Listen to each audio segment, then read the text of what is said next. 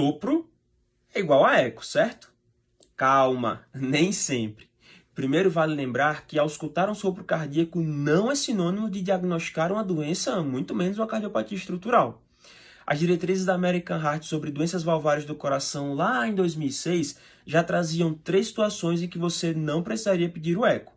A primeira situação é o sopro mesosistólico com intensidade de até 2 cruzes em 6 e é aquele que é mais comum em pacientes em estados hiperdinâmicos, como por exemplo anemia.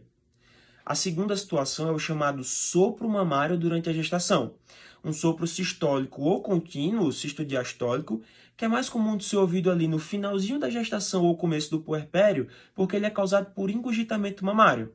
Esse sopro é mais fácil de ser escutado com a paciente deitada e ele pode até desaparecer se você apertar com muita força o esteto contra a pele da paciente.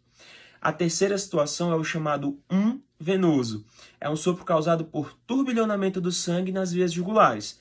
É por isso que é mais fácil de ouvir esse sopro na região supraclavicular e ele pode reduzir ou até desaparecer se você aperta a via jugular do paciente com o esteto ou com a mão ou quando você pede para ele rodar o pescoço para o lado que você está escutando.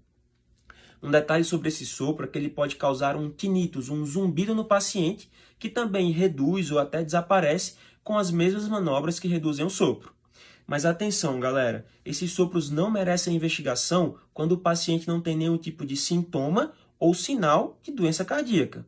Uma última clinicagem é lembrar que todo sopro diastólico é invariavelmente sinal de cardiopatia e merece sim investigação complementar.